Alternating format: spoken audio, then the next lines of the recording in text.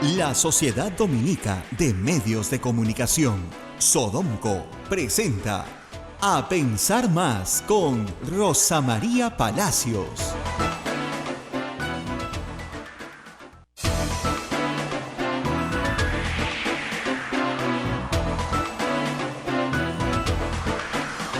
Ocho de la mañana y 4 minutos, señoras y señores, muy buenos días, mil disculpas la tardanza, ya estamos en comunicación a través de toda la Sociedad Dominica de Medios de Comunicación. Saludamos en Lima a través de Radio Santa Rosa, en Chimbote, RSD, Radio Santo Domingo, Arequipa, Radio San Martín, Cusco, Radio Veritas, Ucayali, Radio Cepagua, La Convención, Radio Quillabamba, Puerto Maldonado, Radio Madre de Dios. También estamos en Huánuco con Radio Huánuco, Ayacucho, Radio La Voz de Ayacucho, Puno, Radio Pública, Ancas, Radio Moro, Huancayo, Radio Cumbres, la radio del Arzobispado de Huancayo, Satipo, Radio Mileno y AM Tagua, que nos pone en todo el Perú a través de sus de iVoox y Tunes, y en todos los teléfonos celulares. Rosa María, muy buenos días y permíteme saludarte, felicitarte por esa nominación que te han hecho el día de ayer. Bueno, vamos a contar un poquito de eso también. Muy buenos días a todos, disculpen la demora.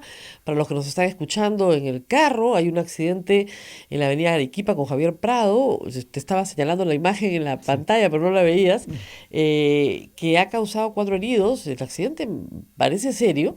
Un bus interprovincial se empotró con el puente Villarán. Sí.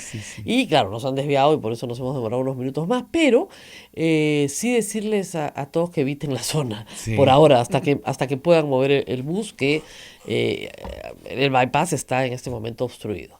Bueno, muchas gracias por este premio que yo tengo que compartir con las periodistas mujeres de esta casa, o sea, con Naila. Es una nominación que hace, la Universidad de Texas, que es coincidentemente por esas cosas raras de la vida, la universidad en la que yo hice mi maestría hace 30 años, tiene un centro muy importante de periodismo, el Knight Center, y todos los últimos 2 o 3 años ha estado destacando el trabajo de periodistas mujeres en América Latina. No conocía esta iniciativa. Ayer me encontré con un tuit en inglés que me mencionaba y yo estaba segura que era un error, ¿no? Y llamé a Paola Ugaz, que había sido la que me había nominado, me explicó esta historia. Entonces digo, Paola, se estaba haciendo travesuras, pero ¿por qué no me avisaste? No había avisado nada. Y esto va a un comité y eligen a una periodista por país, ¿no? Y bueno, yo ya me digo, no, y dije, ¿y esto es una nominación? No, me dijo, ya eres.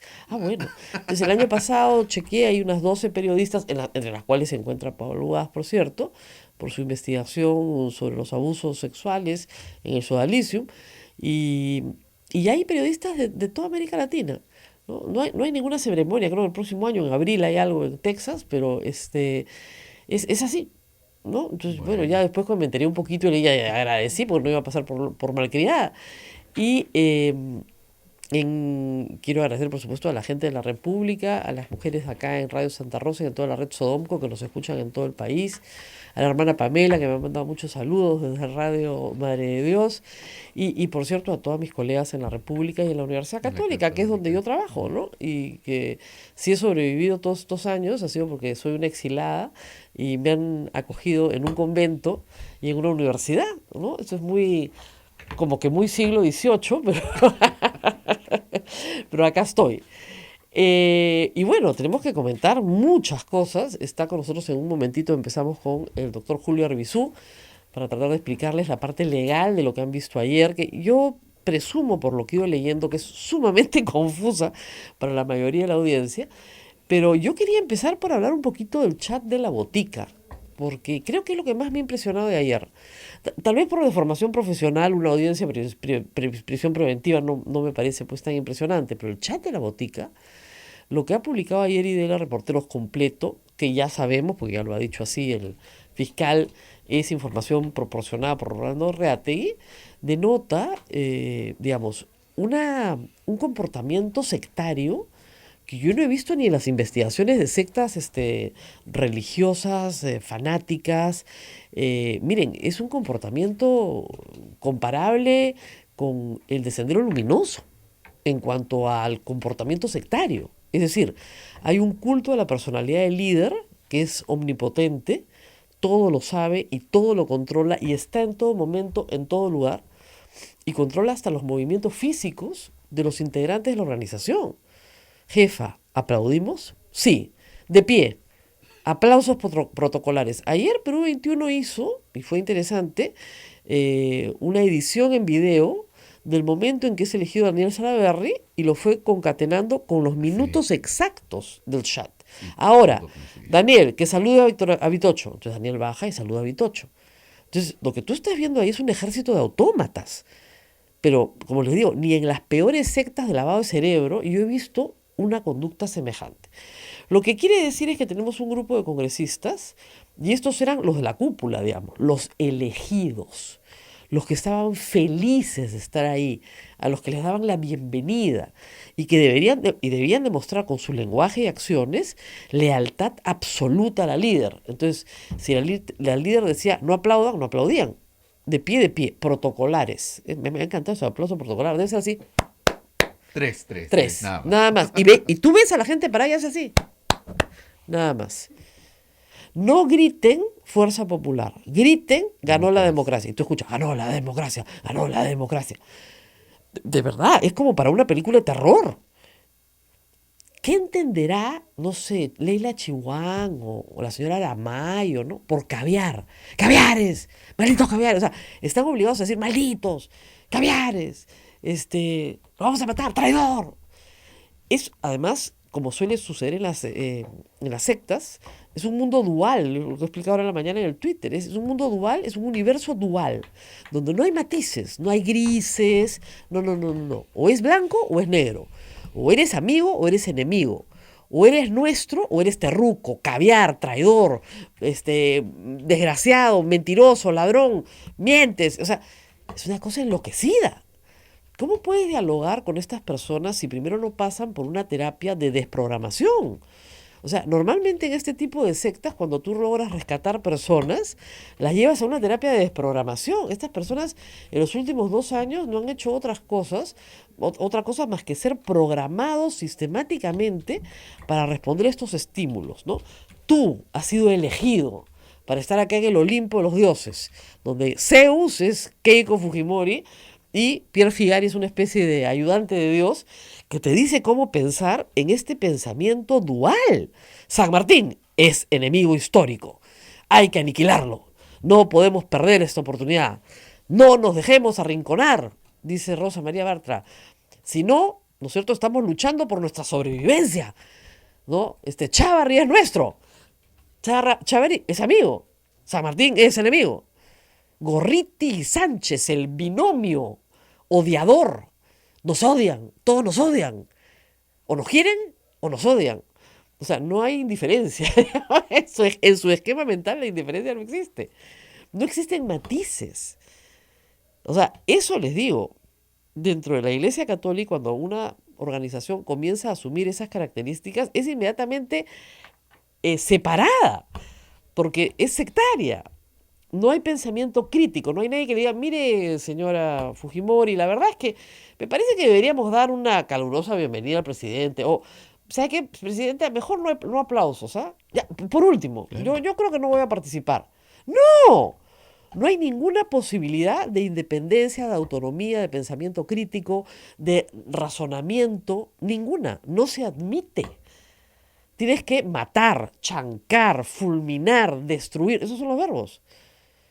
Yo de verdad que creo que ya estoy de pericia psiquiátrica, casi de pericia psiquiátrica. Estas personas han sido sistemáticamente programadas para actuar de esa manera. Es por eso, ya se entiende, ¿no es cierto?, que Francesco Pretossi sale de esta organización y habla como secuestrado. O sea, cuando un secuestrado lo liberan, al principio no habla mucho y de repente habla sin parar 2, 3 días seguidos.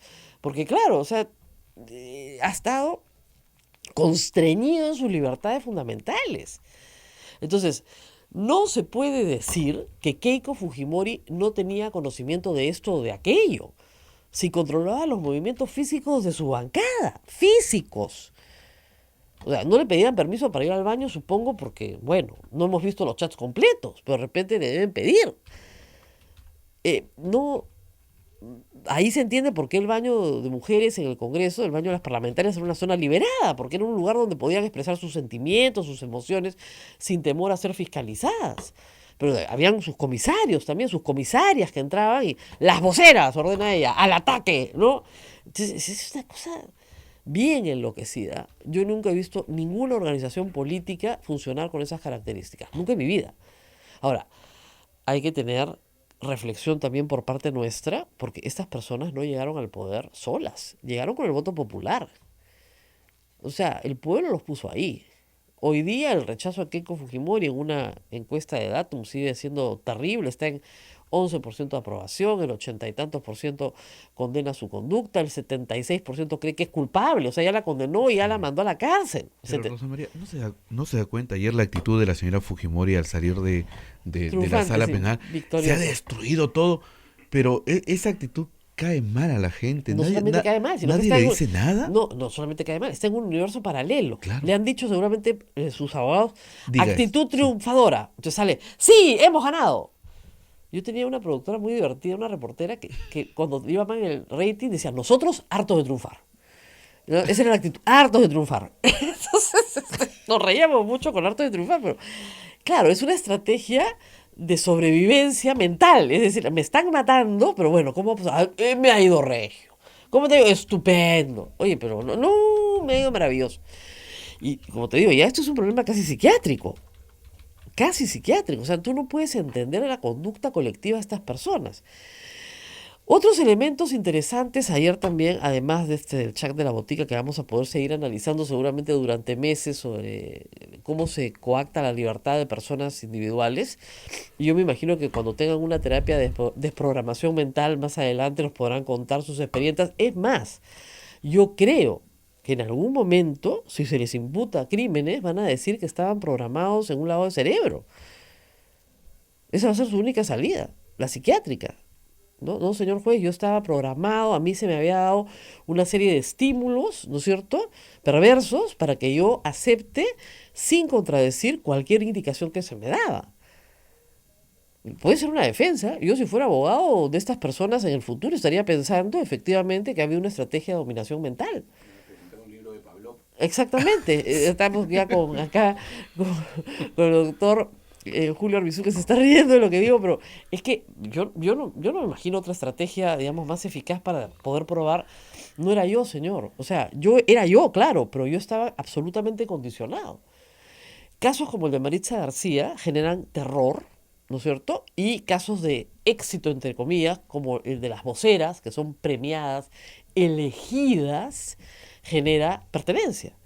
Es exactamente el mismo caso del sodalicio. Si ustedes leen el libro de Pedro Salinas, es la definición de secta, ¿no? Con roles perfectamente asignados, donde todo el tiempo te dicen que tú eres especial, porque tú perteneces a un nosotros que es superior a ti y que es magnífico, y que el resto esté equivocado, y que el resto es caviar, que el resto te odia. Imagínate que todo el día te digan que los demás te odian. Entonces, ¿pero por qué? Porque te odian. ¿Pero por qué me odian? Porque te odian. Pero tú eres uno de los nuestros, tú eres uno de los elegidos. Entonces, claro, en esa locura, la señora Milagros Salazar hoy día acaba de salir a decir que decirle traidor y malnacido al presidente se tiene que entender en su contexto, que es el contexto de julio, que ahora estamos en octubre. Ya, terapia de desprogramación, no he entendido nada. Desprogramación mental, tiene que tener pensamiento propio. Estas sobresimplificaciones de la realidad donde no hay ningún matiz. O sea, es blanco o es negro, el gris no existe. Y los matices de grises no existen. Es terrible lo que estamos viendo. O sea, ya casi hasta me da pena esta pobre gente lo que le han hecho en el coco. De verdad. Terrible. Terrible, terrible. Pero en fin. Vamos a dejar a los miembros del Fujimorismo, que están perdiendo, digamos, liderazgos y muchas cosas más, para hablar de lo que hemos visto ayer en el proceso. Yo, doctor Arbizu, muy buenos días, gracias por estar con nosotros. Me dicen que vayamos a una pausa primero y regresamos, no se muevan, porque ahí viene mi café y además les voy a explicar algunas cositas que creo que... Les dejo la inquietud. Muchas personas creen que han estado viendo un juicio ayer. Yo desde la semana pasada les vengo diciendo, no, desde el domingo, no están viendo un juicio. Naila, ¿tú qué pensaste que viste? ¿Un juicio, no? No, pues tú has aprendido acá en estas clases de derecho permanente. La gente piensa que ha visto un juicio, ya con pruebas, ¿no? Donde se tiene que probar la inocencia o la culpabilidad.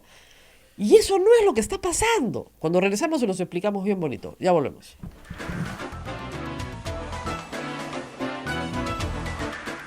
Sodomco, Sociedad Dominica de Medios de Comunicación. 8 de la mañana con 21 minutos, señoras y señores, continuamos con A Pensar Más con Rosa María Palacios a través de la Sociedad Dominica de Medios de Comunicación, Sodomco. Rosa María. Vamos a empezar así, como dicen en derecho, por lo básico, ¿ya? Ustedes no han visto un juicio. El juicio todavía está en el futuro del proceso. ¿Qué hemos visto ayer, doctor Arbizur? Además, ya me he dado cuenta que hay que explicar así con manzanitas, ¿eh? O sea, mientras más sencillo, mejor. Sí, Rosa María. Es que lamentablemente en el último tiempo, y esto tiene que ver obviamente con el cambio del modelo procesal también, los operadores de justicia tardan en asentarse sobre la base de un nuevo proceso y por supuesto no solamente los operadores de justicia, sino los usuarios mismos, los abogados y por supuesto las partes y la opinión pública. Aquí lo que pasa es que estamos frente a un incidente generado a raíz de la apertura de una nueva etapa. Esta nueva etapa... Ya ahorita escucho la castellano, pues doctor, ¿qué es incidente? ¿Es como un Claro, accidente? Claro. Digamos, el proceso es uno solo, ¿cierto? Pero ese proceso tiene una serie de A ver, cosas que pasan. de situaciones, Que se van ¿no es cierto?, presentando. que se van presentando gracias a recursos de las partes o a nuevas etapas en ese proceso. En este caso, por ejemplo, pasamos de una etapa de investigación donde el fiscal tiene la labor de dirigir esa investigación, ¿no es cierto? Y hemos pasado ya a una etapa propiamente procesal judicial, ¿no es cierto? Donde se están preparando para acusar. Donde se están preparando para acusar, efectivamente, donde se van acopiando las pruebas para que sean actuadas después en otra etapa que será el juicio oral. Frente al inicio de esa nueva etapa que se llama etapa de investigación preparatoria, el juez tiene dos opciones: hacer o permitir que la parte o las partes afronten ese proceso, esa nueva etapa y en adelante con detención o en libertad. En libertad se llama comparecencia, ¿cierto? Tienen que comparecer ante el juez y esa comparecencia a su vez tiene una serie de posibilidades de restricción. El impedimento de salida del país, la prisión domiciliaria. Lo que pide el fiscal, ¿no es cierto? Esto opera dependiendo de lo que el fiscal pida. Esto lo solicita el fiscal al juez y se arma lo que se llama un incidente, que es esta situación esta situación dentro del proceso que da lugar a una nueva contienda que no tiene que ver con la pretensión, ¿no?, inicial o con la pretensión de fondo, que es encontrar o no culpable o responsable del delito imputado al sujeto procesal, ¿no?, que enfrenta el proceso. Estos incidentes o esta situación, ¿no es cierto?, tienen que actuarse en un juicio, ¿no?, en una audiencia, ¿no?, una audiencia que digamos, se programa y en la cual todas las partes exponen sus argumentos y sobre esos argumentos el juez toma una decisión. ¿Toma una decisión de fondo? ¿Toma una decisión sobre la responsabilidad penal? No. Toma una decisión sobre la pretensión de ese incidente. Ahora, vamos por partes, ¿no? Entonces ya les quedó clarito que el juicio viene después. Acá no hay que discutir si Keiko Fujimori y las otras 11 personas son inocentes o culpables. Eso lo sabremos después. Ayer se repetió mucho una frase y todo el mundo me preguntaba, ¿qué son elementos de convicción? Elementos de convicción. Entonces vamos a ir de nuevo por partes para que todos entiendan. Naila, esto es gratis, ¿ah? O sea, escucha bonito porque no te voy a mandar a la Facultad de Derecho. ¿Qué son elementos de convicción, doctor? Bueno, para la imposición de una prisión preventiva, de la medida de prisión preventiva, ¿no es cierto?, se requieren una serie de elementos para que fundamenten, ¿no?, la prisión preventiva. Uno de esos elementos es que existan elementos suficientes de convicción. ¿Qué significa elementos suficientes de convicción? Es que haya una cantidad de medios probatorios que incriminen al procesado o a los procesados y que hagan más o menos contundente esa incriminación. Yo, para explicarlo así en sencillo, ayer les decía a la gente, no significa que hayas cometido el delito, significa que podrías haberlo cometido. Está en condicional. Hay prueba suficiente para decir, sí, les voy a poner otro ejemplo, ¿ya? Este señor lo encontramos con el arma en la mano, el muerto en el piso, él estaba bañado en la sangre que le salpicó. Creemos que es el asesino.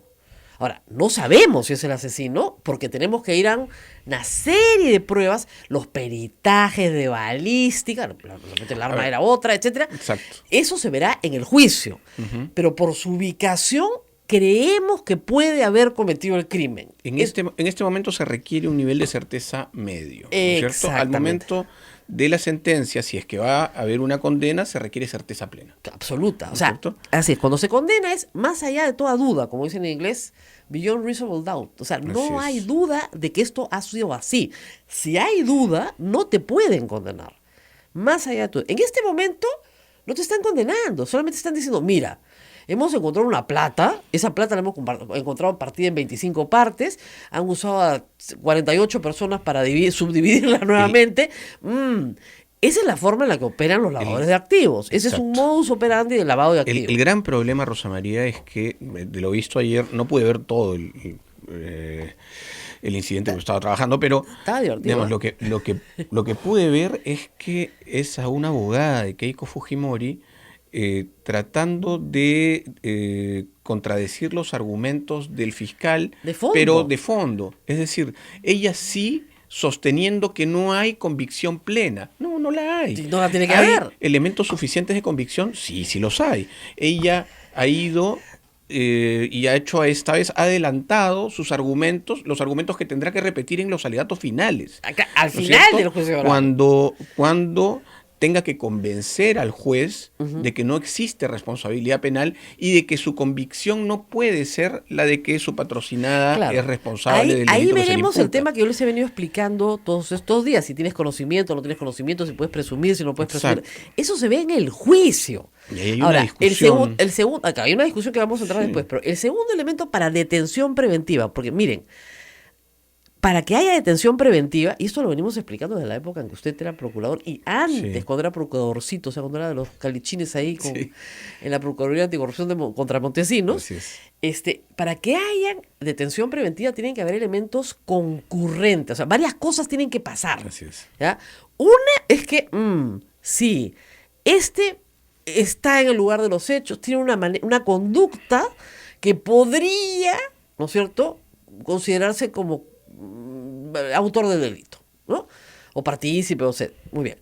Pero lo que tiene que concurrir con eso es, esta persona está obstaculizando la acción de la justicia o se va a fugar. Así es. Ya. Y eso debería ser lo central en esta audiencia. Absolutamente. Y no lo hemos visto ayer. Absolutamente de acuerdo. Ahora, yo lo que entiendo, repito, no he visto el incidente completo, pero lo que entiendo es que están yendo a cada uno de los elementos por separado. ¡Qué espanto! Y eso va a demorar 48 horas de audiencia. Exacto. Si solamente para discutir los elementos de convicción se han tomado todo este Los tiempo, elementos de convicción, ojo, o sea, de nuevo concéntrate, Naila, ¿ya? Mírame bien, no me estás mirando, mírame bien.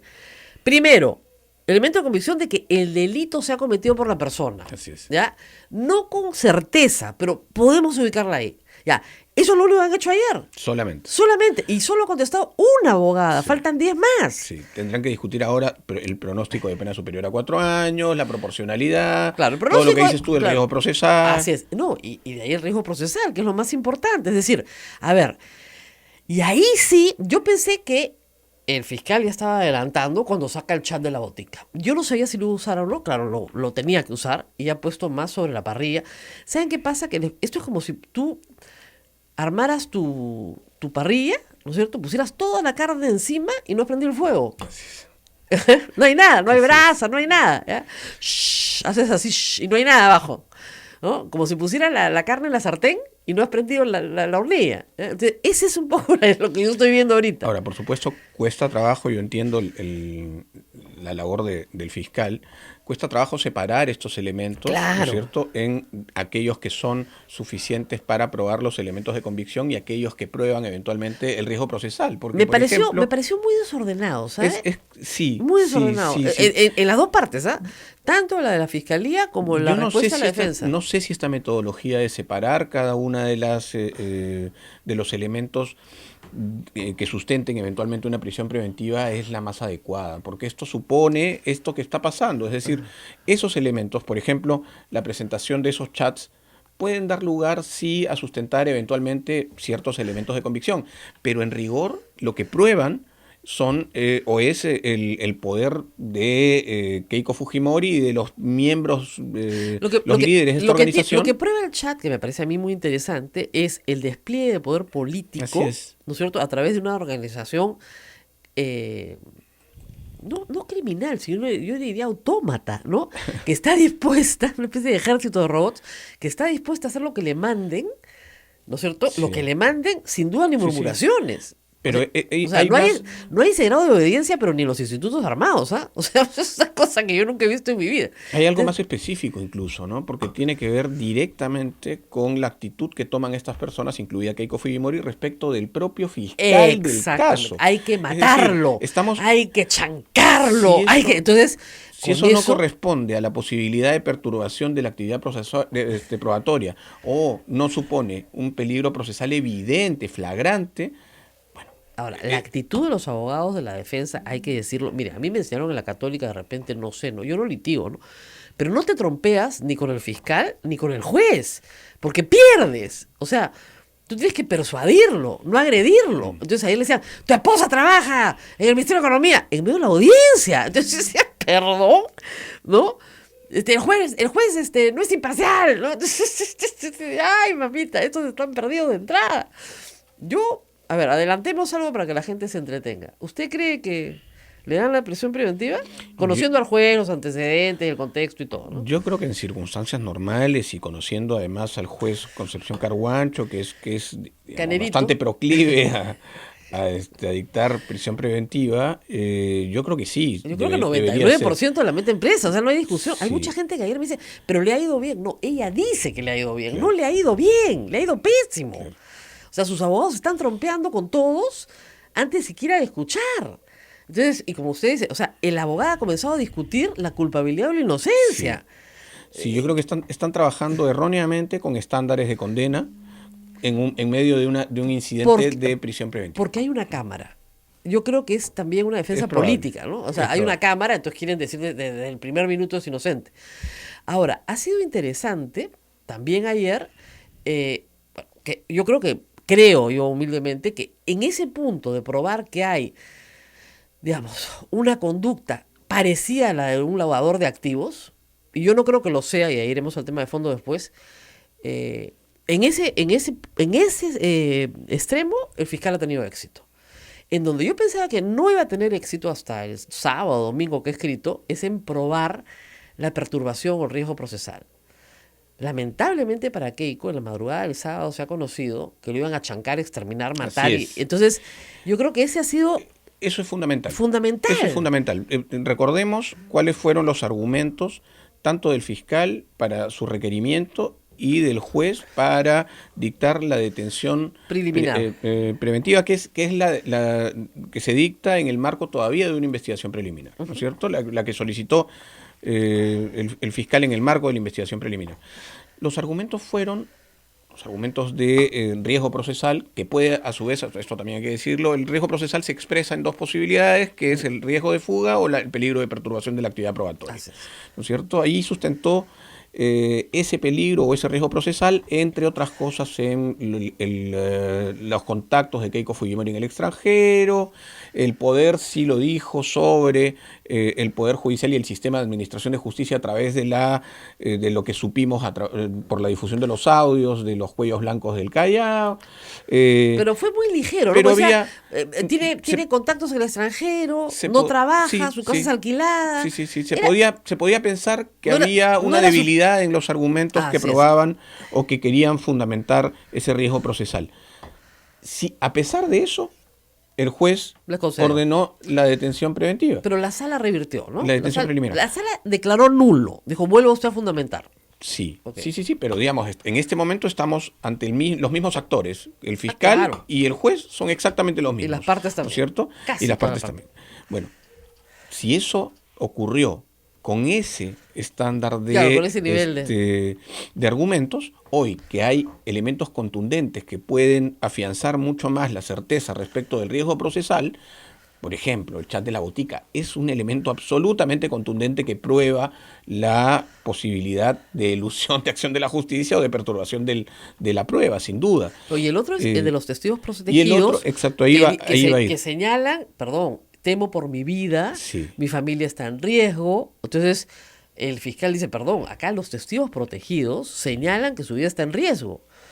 Señalan que se sienten amenazados. Y no solamente eso, hay 2 testigos protegidos que señalan que Jaime Yoshiyama trató de comprar su versión. Sí. Entonces, esas son acciones concretas de perturbación procesal. Absolutamente, a eso iba justamente. Y eso no existía, ¿no?, Así es. al momento de fundamentar la detención. Ahora, como estrategia procesal del fiscal hay que decir que él detiene 24, pide la detención de 24, se las concede, 24 después, y ahora solamente pide la detención de 11, porque uno también ayer se acogió a una forma de colaborar con la justicia, como testigo protegido probablemente. Entonces, su estrategia fue eficaz, fue a la brasilera. Meto presos a todos a ver quién aguanta. Claro. Oye, le cantaron 11 en 8 días. Sí, o sea, trome, ¿eh? Déjense de cosas, porque no te cantan así nomás.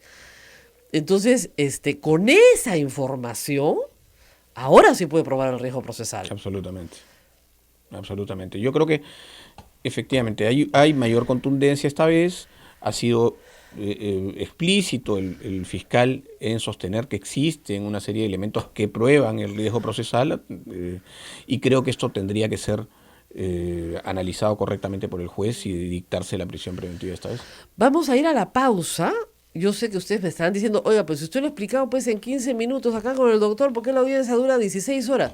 Porque los sábados somos así, somos antipáticos, nadie nos entiende nada, hablamos un lenguaje que nos legitima entre nosotros. Es atroz, es una secta. Nos tenemos que ir a una pausa y volvemos. Por lo que no ve.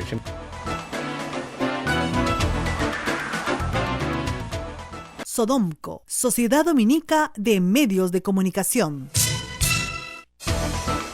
8 de la mañana con 40 minutos, estamos a través de A Pensar Más con Rosa María Palacios, escuchando en todo Lima a través de Radio Santa Rosa, RSD en Chimbote, Arequipa, Radio San Martín, Cusco, Radio Veritas, Ucayali, Radio Cepagua, la Convención Radio Quillabamba, Puerto Maldonado, Radio Madre de Dios, emisoras dominicas del Perú, Huánuco, Radio Huánuco, Ayacucho, Radio La Voz de Ayacucho, Puno, Radio Pública, Ancash, Radio Moro, Huancayo, Radio Cumbre, la Radio del Arzobispado, Satipor, Radio Milenio y AM Tagua en todo el Perú. Rosa María. Bueno, y seguimos conversando con el doctor Julio Arbizú para que ustedes entiendan qué pasó ayer, qué va a pasar hoy y de repente qué va a pasar mañana, porque esto puede ser 3 días, ¿ah?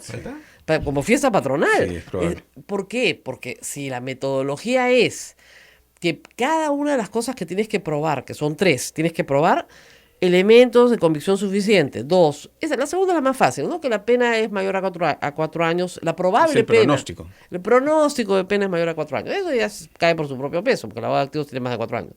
Pero la otra es la del riesgo, ¿no es cierto?, procesal o riesgo de fuga del que hemos estado hablando.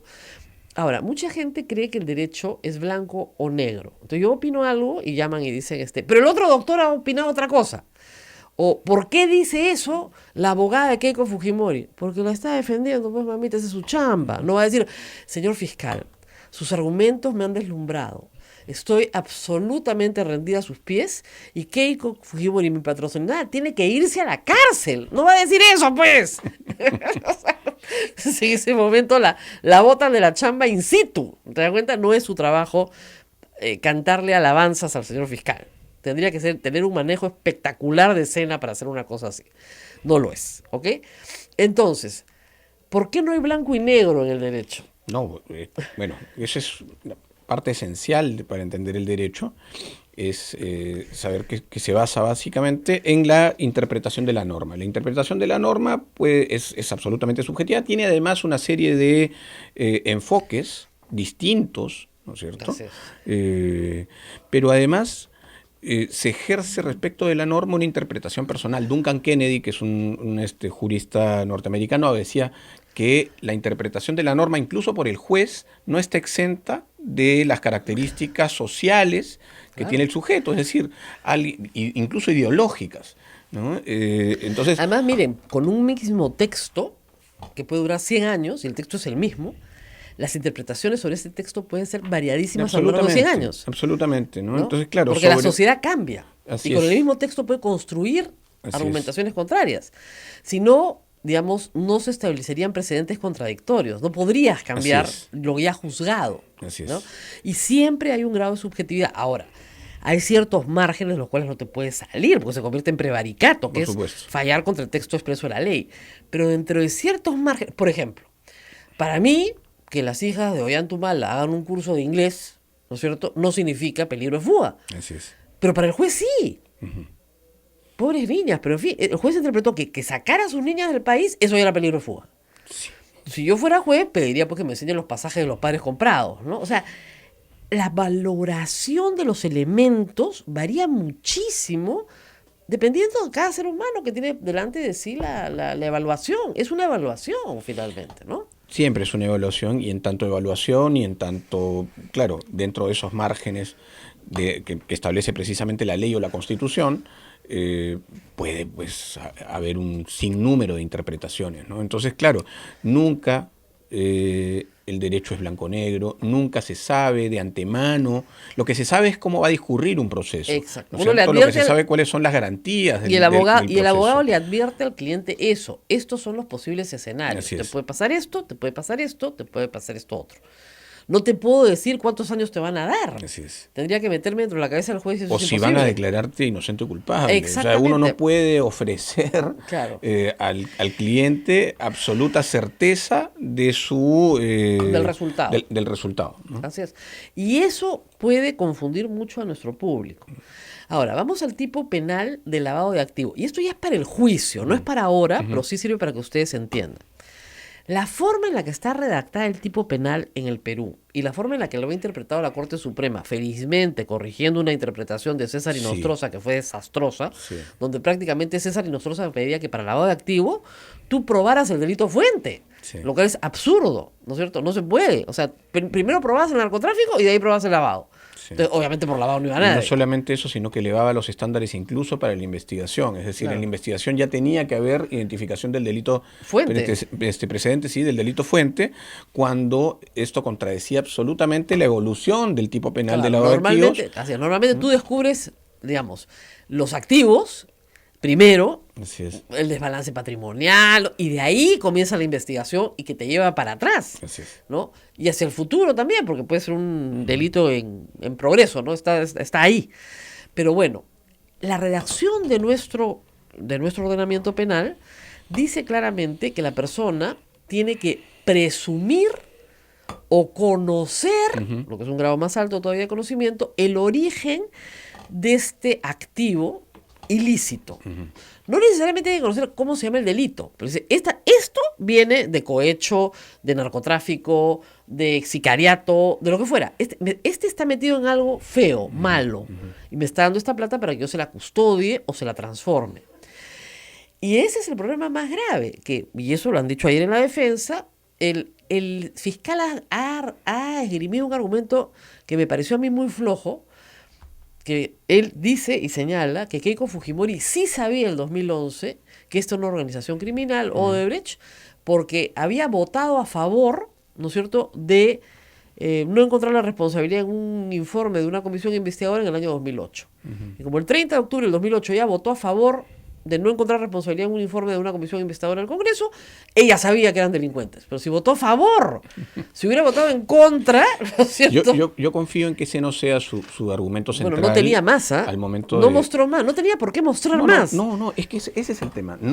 Ese no es un argumento Así para es. una audiencia de prisión preventiva. No es. Pero lamentablemente eso fue todo lo que esgrimió Claro. como central. Sí, ¿Ya? ahí Bueno, se y está las yendo. declaraciones de Reyardo y qué sé yo, y que no le dieron el informe Pari, que es una barbaridad, porque deberían dárselo si es que lo está Yo creo solicitando. que, a ver, con riesgo a adelantar un poco lo que va a pasar, o lo que pasaría, el debate, yo creo que hay algunos elementos. Yo tenía la misma preocupación que tú tienes, en el sentido del ¿Cómo pruebo de, esto? de la subsunción, digamos, en el tipo penal, que claro, cuál es la conducta que puede dar lugar efectivamente a probar que había conocimiento del origen delictivo del dinero. Yo creo que ahora, analizando un poco mejor la situación y también con el despliegue probatorio que ha hecho el fiscal en los últimos días, hay varias cosas, varios elementos que pueden dar lugar a esa convicción. Por ejemplo, podemos estar hablando del delito como delito precedente de un delito tributario. El Keiko Fujimori, el Fuerza Popular, no ingresan ese dinero, no lo declaran, no hay forma, pero acuérdate que se hace acuérdate que lamentablemente en nuestro sistema jurídico los aportes de campañas no están sujetos a tributos. Efectivamente, pero no solamente eso, sino que no hay ningún tipo de organización administrativa dentro del partido que ordene siquiera. Pero eso, la ley, ¿no es la cierto? ley de partidos políticos lo manda, pero las sanciones son administrativas, no penales. Exacto, pero yo estoy hablando básicamente del ocultamiento. El ocultamiento es claro, Un en ocultamiento este que y puede dar en los lugar- demás partidos, Sí. eso es clarísimo. O sea, Sí. hay un abanico de razones Sí. por las cuales las personas no quieren figurar y quieren dar aportes anónimos. Los Así es. aportes anónimos están prohibidos por la ley, Así es. por definición. Y estos aportes anónimos se pueden esconder porque, ayer me decían, claro, pues están escondiendo un ilícito. No, resulta que a mí me cae bien Julio Arbizu. Quiero que sea congresista. Pero si yo le doy plata, me van a decir caviar, caviaraza, me fregué, pues no. Entonces, y además, Abel está postulando también. Y digo, Abel, ¿sabes qué? No te voy a dar plata, pero no tengo. Perdóname, no le he dado a nadie. Y después, Claro. ¡pum!, sale mi nombre. Abel pierde, Julio gana, y Abel me va a mirar y me dice, maldita desgraciada. O al revés, peor, Abel gana y Julio pierde. Sale mi nombre, yo le di plata al que perdió, y el que ganó, al que le dije que no tenía plata, me va a decir, ahora vas a ver. Entonces, muchos empresarios, personas naturales o jurídicas, optan por darle a todos, que era lo que hacía Odebrecht, para no generar, Claro. ¿no es cierto?, esta controversia. Para Barata, el problema más grave de darle $3 millones a Humala era que se enteraran los del Fujimorismo. Sí, claro. Ese era su problema. Entonces le decía a Odebrecht, esto tenemos que arreglarlo. Entonces, aumenta, le dijo él, aumenta 500. ¿Se dan cuenta? Pero bueno, el tema tributario es un camino. Sí. Pero no creo que nos lleve muy lejos, doctora. Vamos a ver, yo creo Vamos que... a ver, y claro. y Ese otra cosa, perjuicio oral. lo que creo que hay que hacer es analizar esto a la luz del resto de elementos que se han encontrado y que se han ido Ahora, acopiando yo y que le se digo, actuarán en en 2011, el Odebrecht era una empresa formal que contrataba con el Estado peruano. Entonces tú no podías, obviamente tenía una pésima reputación. Eso- Esa es otra cosa. Eso, ojo, Rosa María, abona incluso en la tesis que estamos planteando. Es decir, Claro. siendo una organización formal... ¿Por qué no entrega formalmente no, el dinero? Se, Claro. se entrega, no solamente no se entrega formalmente, sino que se entrega en efectivo. Así es. ¿No es cierto? En el la agrupación propósito de política. ocultar, en el propósito de ocultar. En la agrupación política no hay un sistema administrativo contable que pueda No, permitir es que el si orden tipo- del Es ingreso. que si de el tipo penal fuera ocultamiento nada más, que bastara con el ocultamiento, ya, ahí está probado, se van todos presos. Sí. Pero el tipo penal en el Perú está redactado de tal manera que no basta el ocultamiento. No, se requiere conocimiento. El delito, Exactamente. de lavado de activos es un delito de comisión dolosa. Exactamente. ¿no? Tienes Requiere que saber. Conciencia y voluntad, tiene que saber, tiene que haber Tienes que certeza. saber. Yo creo que por allí conducirá el fiscal su Pero va a argumentación. estar, es decir, yo lo veo bien cuesta arriba. Esa es la parte más débil de la acusación de lavado. Eso, Ahora, y- la gente, los fiscales prefieren lavado porque lavado te da 20 años, pues. Sí. Entonces lo puedes mandar 36 meses a la Claro. cárcel sin problema. Ahora, la otra imputación es la de organización criminal. Y ese es un tipo distinto, porque la sola constitución de la organización criminal, aunque no hayas cometido ningún delito, Así es, ya es delito. así es. Ahora, ¿cómo pruebas la constitución de la organización criminal? ¿Cuáles son elementos probatorios del tipo de organización criminal? Bueno, hay una serie de elementos que pueden señalar, digamos, para el fiscal en su argumentación la existencia de una organización criminal, ¿no es cierto? Esto que tú estabas hablando al inicio Claro. tiene que ver con esos elementos, es decir, una organización jerarquizada, con roles asignados a sus miembros, con funciones específicas, con vocación de permanencia en el tiempo, sistematicidad. Esos son elementos y aparentemente, pues yo creo que más que aparentemente, el fiscal ha argumentado correctamente tanto en su requerimiento de detención preliminar como en su requerimiento de prisión O sea, preventiva. después de ver el chat de la botica, o sea, no es que estemos criminalizando la política, porque ese es el argumento de la defensa de Keiko Fujimori, están criminalizando los partidos políticos. No. Es que hay ciertas conductas que no están permitidas en ninguna organización. ¿no? Empresarial, religiosa, política. Porque cuando tú te constituyes para un proceder criminal, entonces ya te constituyes en una organización criminal. Y esto tiene que ser entendido en su contexto. Hay ese contexto es el contexto de un despliegue criminal evidente, ¿no es cierto? Hay una cantidad de acciones que toma la organización para capturar ciertos niveles de decisión, De poder. ¿no? Para ejercer el poder, para tenerlo y para ejercerlo luego de manera Por arbitraria. ejemplo, esa frase del testigo protegido que dice, se dieron cuenta que necesitaban tener jueces y fiscales, es atroz para la parte de organización criminal. Así es. Esa es, y eso nos hemos enterado ayer, o sea, es muy fuerte. O sea, esa es otra cosa que te están diciendo. Estas personas se han reunido para capturar espacios de poder en beneficio personal para obtener ventajas en poder. O sea, casi, o sea, yo veo más fácil criminalidad organizada que lavado. Ahora, la pregunta es, ¿para cometer qué delitos? Entonces uno podría decir encubrimiento, o sea, hay otras cosas, ¿no? Sí. Ahora, lo que es, a mí, lo que me tiene así siempre perturbada en este caso es cómo cometes delitos para encubrir un delito que probablemente no has cometido, ¿no? De verdad, es la cosa más loca que hay, es la falta de asesoría jurídica. O sea, comienzas a cometer sistemáticamente delitos, ¿no es cierto? Tráfico de influencias. O sea, si el fiscal les prueba las reuniones con Inostroza. Eso es partir sobre la base de que no se va a poder probar el lavado de activos. Claro. Veremos. Por eso sería parte en juicio, pero digamos. Supongamos que no se pueda probar, pero sí te pueden probar tráfico de influencias. Has estado sentado con Inostroza negociando la casación. Sí. Entonces, ¿cómo puedes cometer delitos para encubrir un delito que no has cometido? Es que tu abogado tiene que ser una bestia. Tu abogado tiene que decir, no hagas nada. Claro. O sea, en ese sentido, la situación de Keiko Fujimori es mucho más grave que la de Ollanta-Humala. Sin duda.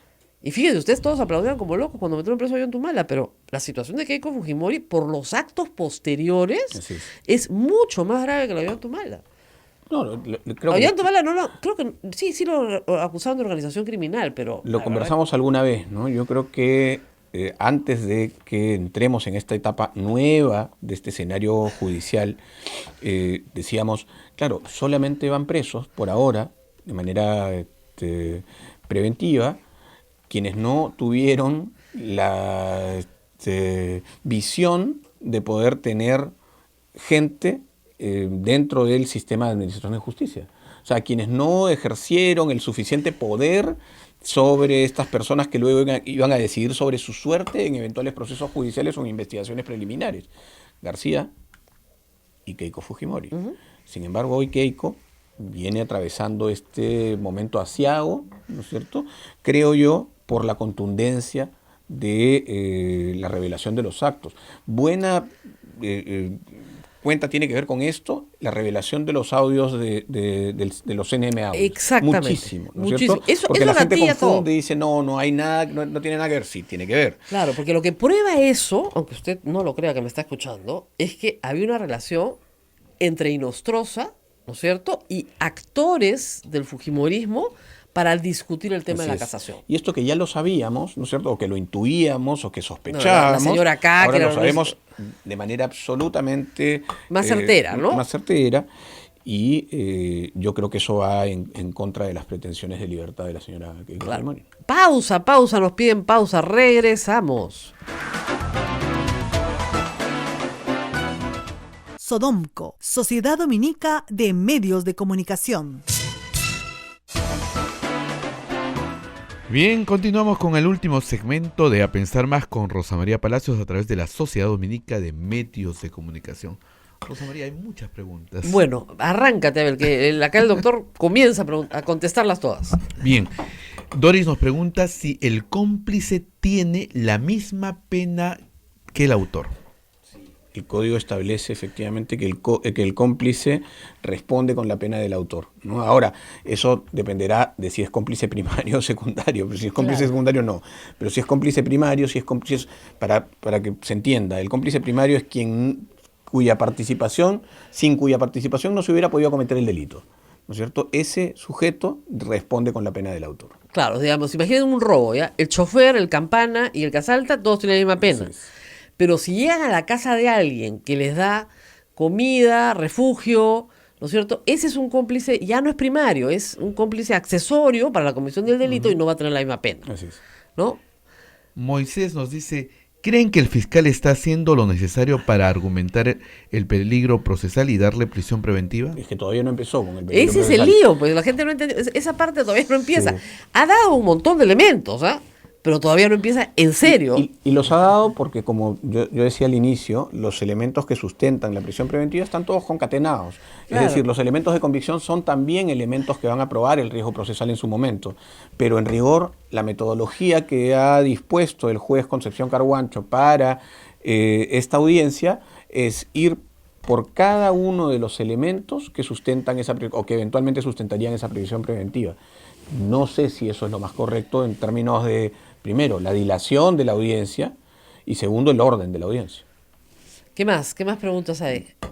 David dice, ¿creen que el chat de la botica es el argumento más contundente del fiscal? Uno, ¿no? Hay varios. yo Y los sí. testigos protegidos. Sí, yo creo que sí, ambos son además elementos nuevos en esta instancia y en esta audiencia, y estoy pensando respecto de la anterior audiencia de de detención preventiva. Así es. ¿Qué más? Bueno, luego preguntan también si creen que el señor Klimper y el señor Rafael Rey deben renunciar Esa al es una pregunta BCR. política. Ya, vamos a contestar esto rápidamente. A ver, ayer ha habido, digamos, para el señor Klimper un revés importante, porque, fíjense, Hugo Delgado Natchingel, que es actualmente el presidente del directorio de RPP, en el 2011 yo creo que era el gerente general, ¿ya? El presidente del directorio, creo, no estoy segura, no tengo un recuerdo, pero creo que era todavía Manuel Delgado Parker, su padre, creo. En todo caso, estaba en una transición en ese momento. Él ha dicho que conoce hace 25 años al señor Klimper. El señor Klimper llegó a RPP, estaban en deuda y les habían avisado que les iban a cortar la publicidad, porque es verdad, RPP no da crédito, ningún medio da crédito para publicidad política, porque pues el que pierde no paga, ¿ya? O sea, el cliente muerto no paga, como dicen, no te paga. Entonces no dan crédito, le avisó, y el señor Klimper se presentó en mayo, o sea, en el medio de la segunda vuelta, con una cantidad de dinero en efectivo como garantía de pago, que pusieron en la caja fuerte de RPP, y vencido el plazo, que le dieron de 45 días para pagar, el señor Klimper no pagó, y ese dinero llamaron a Hermes, a una estancia así, Prosegur, carga el dinero y lleva al banco, lo ingresa y le manda tu factura. O sea, le dieron 45 días de, digamos, de crédito, pero contra la garantía que le habían entregado. Mira, pudieron haberle entregado una letra de cambio, hubiera sido mucho mejor. No tenían por qué entregar de efectivo. Eso es lo que al fiscal le llama la atención y utiliza, ¿no es cierto?, esta circunstancia para decir, estos trabajaban en efectivo. ¿Ok? Esa es la idea. Ahora, ¿eso es un delito? No lo creo, pero sí muestra, digamos, una conducta que no es propia de un director del Banco del BCR, o sea, del Banco Central de Reserva del Perú, que está promoviendo, ¿no es cierto?, la bancarización de la economía. O sea, en esa época no era director del BCR, de acuerdo, pero no es la conducta apropiada para el director del BCR. O sea, no puede haber una sospecha de que el director del Banco Central de Reserva lava plata o que se maneja con maletines con plata. O sea, eso no es apropiado, no es lo propio, no es lo que debe suceder. ¿Ok? Ahora, que sea delito sin perjuicio de la responsabilidad penal que se pueda determinar eventualmente, si es que la hay, no creo que la haya, porque todavía en el Perú está permitido pagar en efectivo las cosas, no está prohibido. Sin perjuicio de la responsabilidad penal, sí creo que debe renunciar por una razón política, porque no está bien que eso suceda. Ahora, ayer el señor Klimper dijo que él no conocía a Hugo Delgado, lo dijo temprano, y Hugo Delgado se vio obligado a salir en el radio y decir, lo conozco hace 25 años. ¿A quién le creo? Esa es la gran pregunta. Miren, el señor Delgado no tenía por qué contar esta historia. Total, finalmente todo había pasado por el banco, le había emitido su factura, si se quedaban en la OMP iban a encontrar su factura, no había nada irregular. ¿Por qué la cuenta? Porque lo cita el fiscal y le exige que le dé detalles y él le da los detalles. Punto. No la cuenta para hacerle daño al señor Klimper, la cuenta porque eso fue lo que sucedió. El señor Klimper, por su parte, ¿no es cierto?, sí se ve perjudicado con esta historia. Por lo tanto, entre las dos versiones, yo le creo al señor Delgado, con el que he trabajado, hay que decirlo, muchos años, ¿eh? Y que me votó de RPP también, o sea, que no es que yo tenga pues una lealtad, ¿no? Al contrario, yo soy de las votaditas. En tiempos de Alan García las cosas eran complicadas. Entonces, a mí me votaron de capital en el 2013, o sea, no es que yo le deba lealtad, ni absolutamente nada, pero lo digo con conocimiento de las personas, o sea, yo sí le creo. O sea, si tengo que escoger, sí le creo. Y tan le creo que en la tarde, ya después de su salida, renunció Klimper. Así es. Y renunció Klimper porque, claro, se dio cuenta a la Secretaría General del partido que su situación era harto complicada por este manejo de la plata en el 2011. Él no está comprendido en la investigación y estos hechos lo pueden llevar a comprenderlo en la investigación, porque lo que el fiscal está diciendo es, miren, acá había un grupo que recaudaba y un grupo que pitufiaba, o sea, fraccionaba, y otro grupo que gastaba. Así es. Y de repente el señor Klimper ha aparecido, por el testimonio de Delgado, entre el grupo de disposición del dinero para meterlo dentro de la economía. No, según la teoría del fiscal, claramente el señor Klimper tendrá que ser comprendido en la investigación. Así es, eventualmente pero digamos... tendrá que haber una ampliación para incorporarlo en el... Exactamente, porque es el que disponía Sí. del uso de los fondos. Sí. Entonces, sin perjuicio de eso, respecto al BCR, haría bien en renunciar. Ahora, haría bien el directorio en discutir Sí, claro. conforme a lo que señala digamos, el reglamento interno de el BCR, que exige que los miembros del directorio sean personas de moral intachable. Entonces, si este es un tema moral, creo que tiene que discutirse a nivel de directorio, ¿no? Y en el supuesto negado que esto vaya más, tendría que discutirse en el Congreso. Sí, Pero en el Congreso dudo No, que no. haya... O sea, los autómatas estos todavía no han sido desprogramados, entonces hasta que no pasen por un psiquiatra, no va a haber forma Así es. de que puedan tomar una decisión. ¿Qué más? La señora Rosa Bartra ha dicho que va a demandar al señor José Domingo Pérez porque el señor Domingo Pérez ha encontrado documentos en la casa del... Le deseamos mucha suerte a la señora Rosa María Bartra. ¿Esto perjudica también el proceso? Porque No, miren, normalmente cuando las partes están muy mal defendidas, comienzan a rellenar de acciones al fiscal y al juez. Lo voy a denunciar a la OCMA. Anda, corre con tu denuncia. O sea, en realidad no hay nada peor que eso. Eso no te resuelve el caso. Es una amenaza de la misma organización Exacto, al fiscal. exacto. Dos cosas, ¿no? Dos cosas básicas. Primero, puede perjudicar el proceso, no sé si el proceso, puede perjudicar a los procesados. Claro. Yo creo, ¿no? Y segundo, esto, como dice Rosa María, es propio de organizaciones criminales. O sea, recordemos siempre, esto es un patrón de conducta en las organizaciones criminales, que cuando hay alguien, ¿no es cierto?, que se para enfrente y sostiene una acusación, sea, por ejemplo, la prensa, ¿no es cierto? Así, Muchas veces ha pasado... Mira, el caso de Orellana, 18 Orellana, periodistas denunciados. Claro, ahora mismo el caso Odebrecht, También. Gustavo Gorriti, Romina Mella, César Romero de la República, los periodistas de Hildebrand están siendo amenazados por una serie de personajes ligados a Odebrecht. Entonces, por ejemplo, ¿no es cierto?, siempre que pasa eso, tratan de ir contra estas personas que han hecho algo para que se conozca y para que se ponga, ¿no?, los elementos que pueden encontrar responsabilidad penal en estas personas. Y eso tiene que ver básicamente con generar autocensura o con generar miedo, Así es. ¿no?, para evitar que estos desplieguen su ejercicio profesional y hagan lo correcto. Entonces, digamos, Pésima idea. Le damos la bienvenida y que siga adelante. No, ahora, sí es verdad que ayer se armó un poco de enredo porque el señor fiscal señaló que en la incautación realizada en la casa de Vicente Silva había encontrado unos documentos y arrancó con efectivamente la estrategia de defensa de de la abogada de Keiko Fujimori. Y la abogada saltó y dijo, entonces, información confidencial, secreto profesional, derecho a la defensa. Y tiene razón. Lo que quería probar el fiscal lo dice, no, perdón, yo lo que quiero saber es por qué el señor Vicente Silva, que no tiene relación alguna con Keiko Fujimori, que dice que no es su asesor, así lo ha dicho, no soy su asesor, tiene información privilegiada del proceso penal. Claro. Entonces, no, es que han dicho algo así como la defensa de Vicente Silva, porque ha mandado una carta ayer, ha dicho que se le ha hecho una consulta sobre los escenarios posibles, nada más.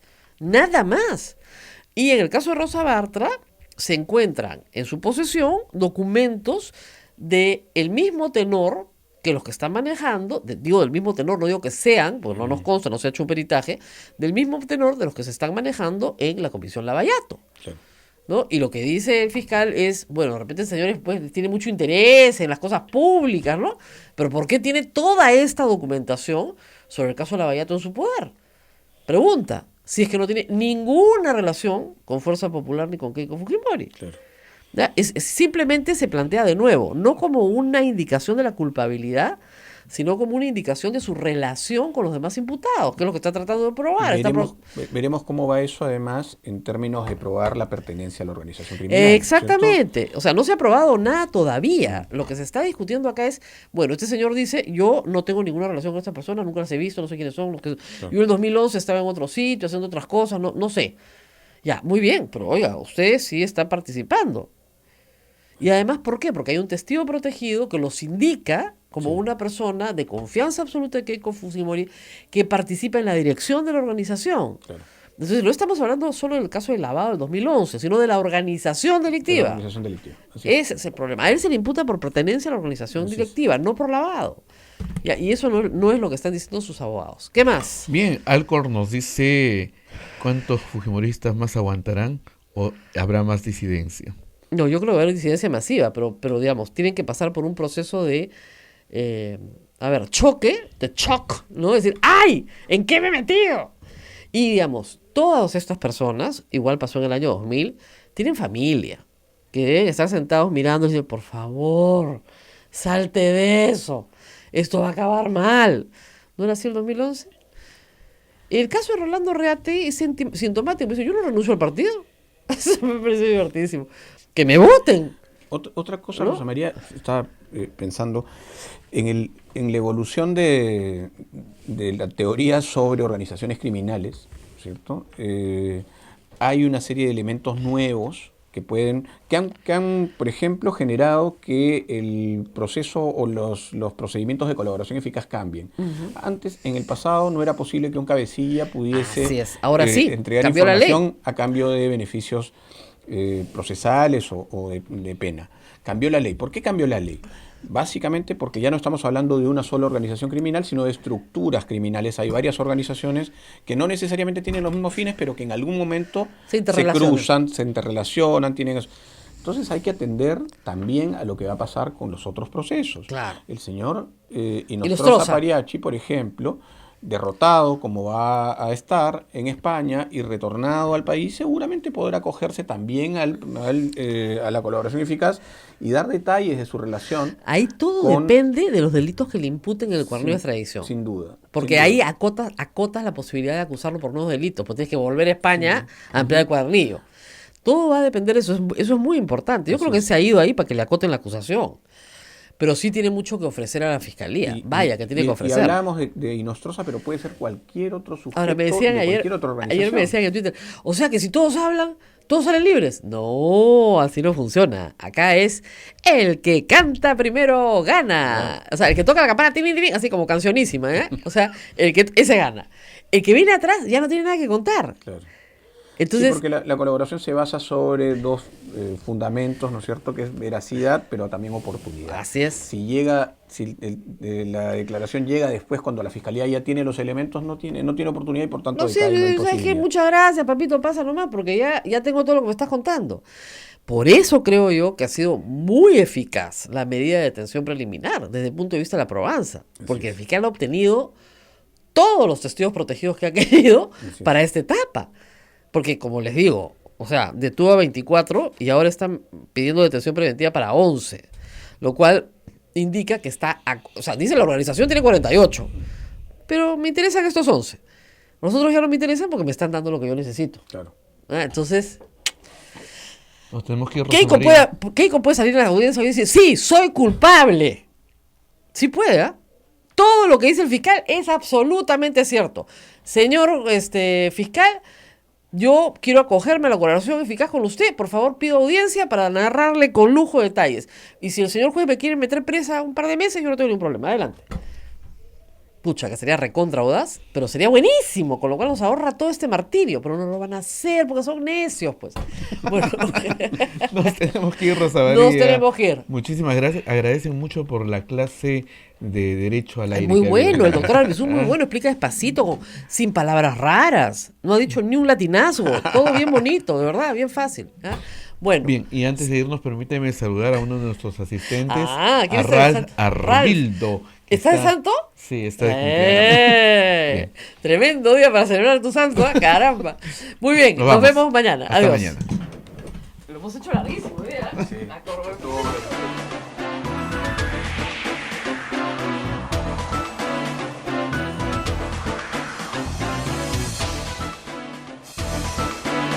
Hasta aquí, A Pensar Más con Rosa María Palacios.